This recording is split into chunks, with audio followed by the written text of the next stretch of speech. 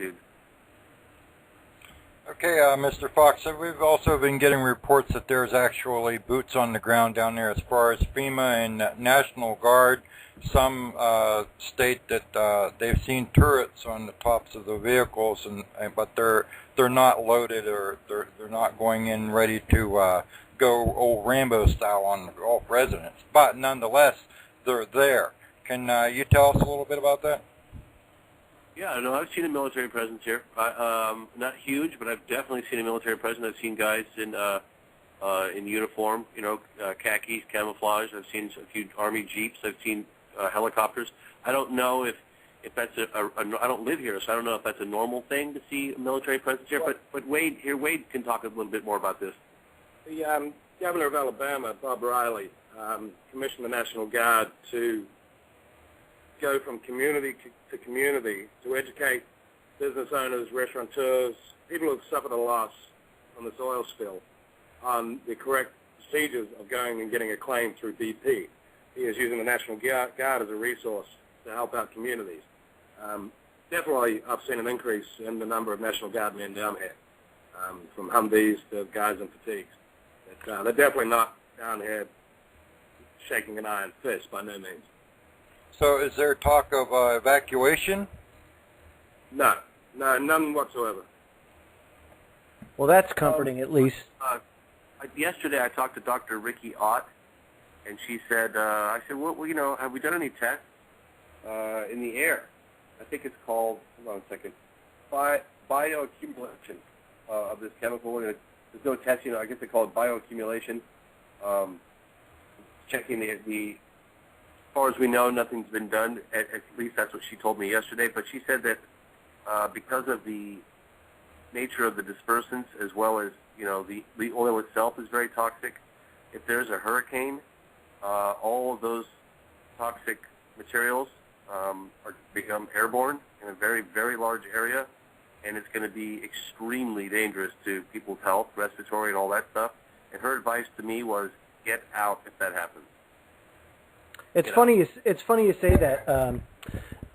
Keith Olbermann actually did an interview with a biologist in Florida, and he was interviewing her. I actually have a soundbite from it that I want to play for the audience because it kind of confirms what James just said. So here's Keith Olbermann on his show last night talking to a biologist in Florida.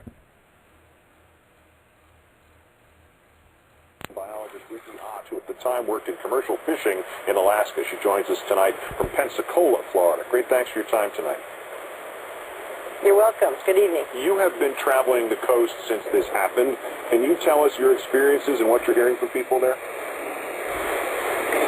The experiences mirror across 3 different states now, 4 actually, including Florida. People are getting headaches, sore throats, nausea, dizziness, stuffy noses. These are people, these are surfers, these are turtle watch volunteers, these are the spill response workers, identical across 4 states. And we have BP still maintaining that these people do not need respirators, either on their cleanup or in the communities. That's one thing. Another thing is that the people, especially the turtle watch volunteers, who walk the beaches consistently every morning at 6 a.m., they're saying the carcasses are disappearing. People who walk the beaches at night, they've seen little baby dolphins wash up dead, flashlights, people descend out of nowhere, a carcass gone in 15 minutes. There's reports from offshore of massive kills on the barrier islands from fishermen who have been working on the spill response, and what BP's response has been is to use metal detectors to keep and prevent the people from even taking cell phones out to photograph this. We've had lat longs, we've flown pilots out, carcasses gone. So, and also now we have reports of emails that anything to do with carcasses, they are disappearing from people's servers. So there you have it, folks. I mean, and I think, if I'm right, that was the same person you talked to. Might very well be. And, to be honest with you, I'm hearing a lot more things that I'm really willing to talk about because I can't confirm them yet. I'm working on it. And I feel like if these things are indeed going on, some of which you just heard, I've heard them, then I think it's best to kind of just wait and confirm it on camera before I talk too much about it. But we have been given some coordinates. We've got another group of people who just arrived. I talked to yesterday. They were involved in the movie The Cove, and I organized a plane for them, and they've got coordinates of some of these areas where this stuff's happening, and so they've got night cameras and all kinds of things. So we're working on actually documenting this stuff on camera. But there's a lot of talk about it behind the scenes. Absolutely no question about it. As a matter of fact, I had a call this morning from someone who said there's a dumpster full of dead animals, marine animals, and that I said, well, look, if you can find this thing, I'll come down immediately with the camera. So we're working on it. Let's put it that way. It seems like as this crisis unfolds, more things are uncovered and more things are unearthed and more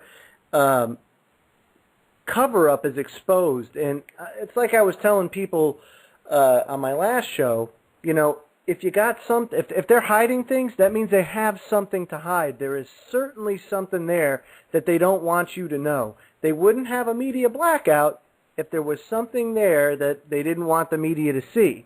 So we know for sure that they're hiding stuff. We just don't know what.